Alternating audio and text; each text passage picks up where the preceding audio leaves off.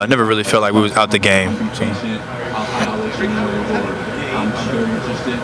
Attitude right now, I'm focusing on football mostly.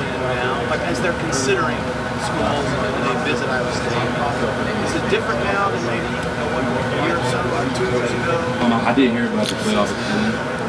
Yeah, I mean, I just think with, kind of like social media evolving, it is a little bit different. I think it puts a little bit more on the recruit's plate. He's kind of just managing all these things, trying to figure out who he is. A lot of them are still teenagers, 17, 18 years old, trying to figure out who they are as a person. I think for me, getting to know the recruits, I want to get to know you personally, and ask me the tough questions. I'll answer them. I'll be real with you because I was once in your shoes too, you know what I'm saying? So just trying to help them out, get to know who they truly are, and let them know, how we do things here at Iowa State.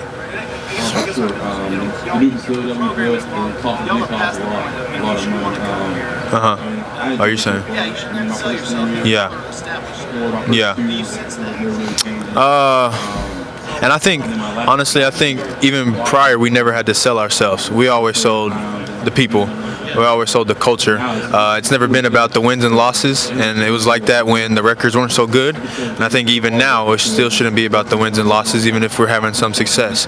It's still about Campbell, the coaches, and the players, and the relationship that we have with the recruits.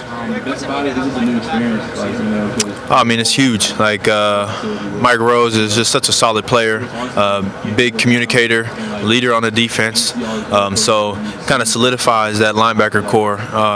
I think that's big time, just for the flow of the defense, just for the confidence of the defense, the communication style of us.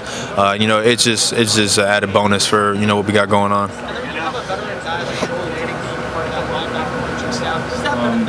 I put the team as very difficult to challenge.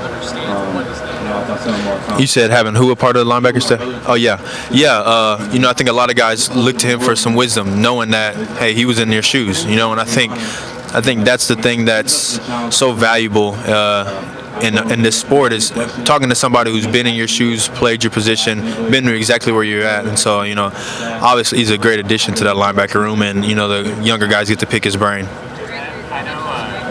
I know Coach Campbell likes to say you're a process-driven organization. Given everything you'll have coming back, how do you kind of balance that mentality with knowing that you have a really special practice?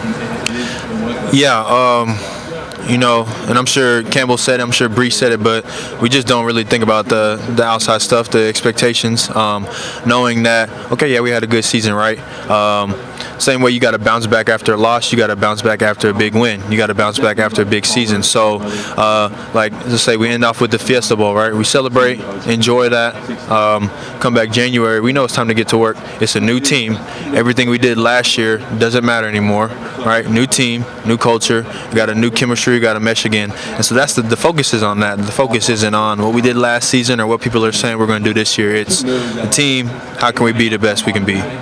I would imagine, even just a little bit on the side, you have to think the window's kind of over, right, given everything that's back. I mean, obviously you're aware that we got a returning team.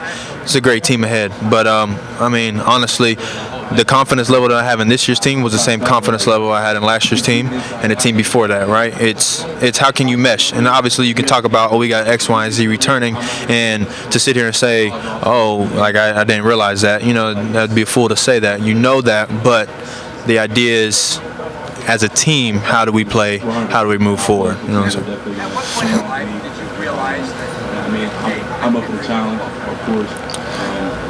Honestly, it took me a little bit longer than most people. Like, I played football since I was probably 5, 6 years old, like pee-wee. And my dad always just instilled like humility in me. So even if I had a good game, it wasn't that he was telling me that I didn't do good, but he was just always reminding me to be humble. And so, I remember getting into high school and my first year on varsity, my sophomore year, is didn't think I'd ever be able to play varsity. And then sophomore, junior year, it wasn't until then where I'm like, okay, I can do this. I'm starting to pick up on this, and I'm actually a pretty good player, pretty good athlete. So it wasn't probably till sophomore, junior year of high school that I realized, hey, I can actually do something with this. Greg, with the success that you guys had last year, did any part of that experience feel